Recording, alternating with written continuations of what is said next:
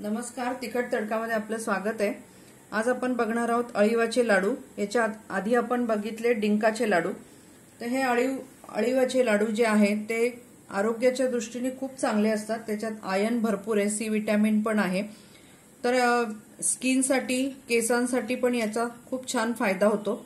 इथे 100 ग्रॅम मी अळीव घेतलेत। म्हणजे जर हे माप असेल तुमच्याकडे तर हे जे छोटं माप आहे, अर्धा कप तेवढे भरतात 100 ग्रॅम। त्याच्यासाठी इथे मी नारळाचं पाणी घेतलंय। आपले नारळ फोडून त्याच्यामधलं जे पाणी आहे ते थोडंसं मला कमी पडलं होतं म्हणून मी साधं पाणी टाकलंय।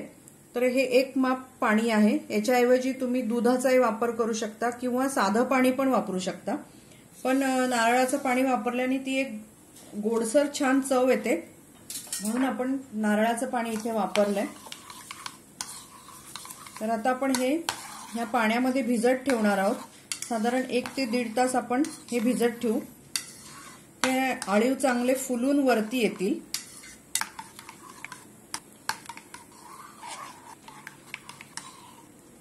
आपण याच्यावरती झाकण ठेवून ह्याला 2 तास रेस्ट करायला ठेवूया।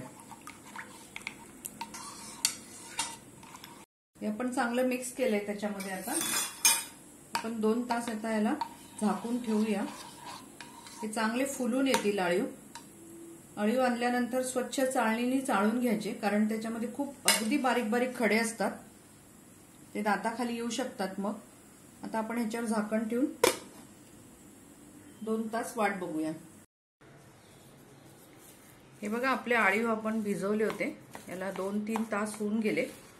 सगळं पाणी त्याने शोषून घेतलंय। आता आपण डायरेक्ट पॅन मध्ये सगळं घालूया।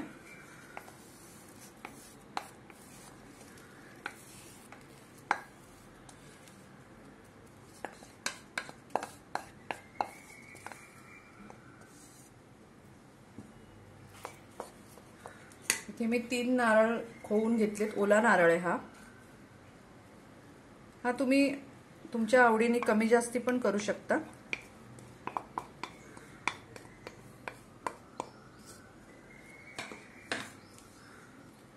हे 1 भांडभर गूळ आहे।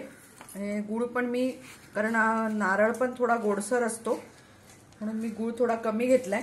तुम्हाला जर जास्त गोड आवडत असेल तर थोडंसं जास्त गूळ घेतला तरी चालेल। इथे मी थोडे ड्रायफ्रुट्सची पूड घेतलीये, म्हणजे काजू आणि बदाम आहेत। हे ऑप्शनल आहे, तुम्हाला आवडत असेल आणि नको असले तर नाही घातले तरी चालण्यासारखं आहे। आता आपण हे सगळं गॅसवर ठेवूया।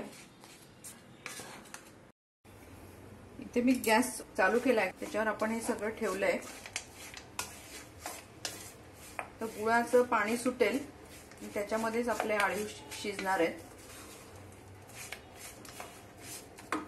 इथे मी 1 चमचा तूप घालते, साजूक तूप आहे।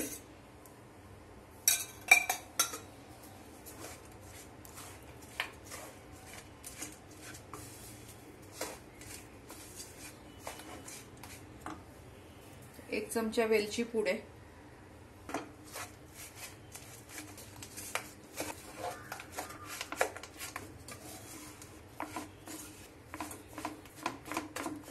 आता हे आपलं शिजू देऊ आपण जरा। इथे आपलं सगळं मिश्रण एकजीव होत आलंय। तोपर्यंत हलवायचं जोपर्यंत पॅन मधून ते सुटत नाही, म्हणजे पॅन ते मिश्रण सोडत नाही तोपर्यंत आपल्याला हलवायचं आहे। ते घट्ट व्हायला पाहिजे।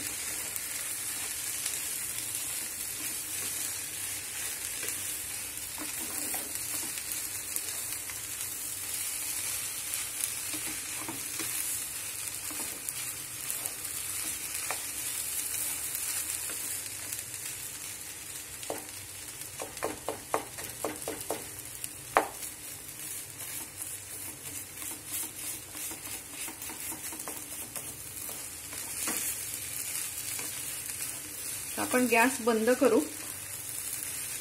मी इथे अजून थोडासा अर्धी वाटीने साधारण मूठभर असा एवढा गूळ टाकलाय। आणि साधारण सव्वा माप, असं सव्वा भांड आपण म्हणू शकतो, कारण मी चव घेऊन बघितली तर गोड होता तो। तर तुम्ही त्या अंदाजाने गूळ टाका। आता हे मिश्रण आपलं झालंय, हे खाली उतरवून घेते।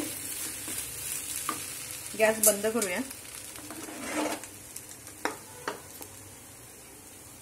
आता आपण त्याच्यामध्ये जायफळ किसून घालूया।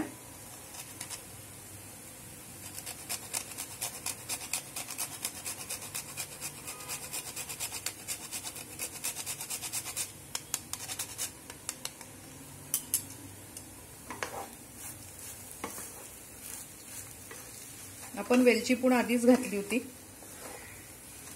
आता हे थोडं थंड होऊ देऊ, मग आपण याचे लाडू वळायला घेऊया।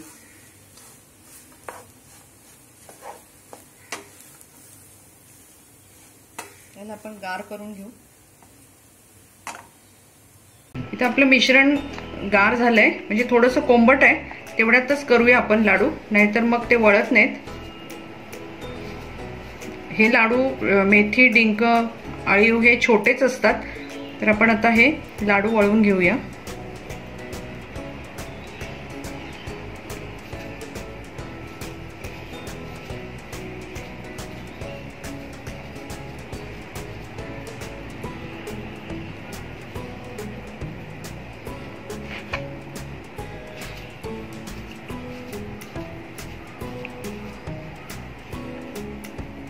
इथे आपले अळीवाचे लाडू बनवून तयार झालेले आहेत। साधारण 100 ग्रॅम मध्ये आपले 28 लाडू झालेत। हे लाडू प्रोटीन, विटॅमिन, इम्युनिटी बूस्टर सगळ्याच गोष्टींनी खूप पौष्टिक आहेत। आयर्न डेफिशियन्सी असेल तरी पण हे रोज तुम्ही थोडं का होईना अळीव खाल्लं तर ते खूपच फायदेशीर आहे। सगळ्याच मेडिकल दृष्ट्या, आयुर्वेदिक दृष्ट्या अळीव खूप उपयोगाचे आहे आपल्या शरीराला। तर तुम्ही या थंडीच्या दिवसामध्ये हे अळीवाचे लाडू नक्की करून बघा। तुमचा अभिप्राय आम्हाला कळवा। तुम्ही बनवल्यानंतर फोटो काढा आणि आम्हाला तिखट तडक्याला पाठवा। तसंच इंस्टाग्राम आणि फेसबुकला फॉलो करा। परत आपण भेटू एका नव्या रेसिपी बरोबर। धन्यवाद।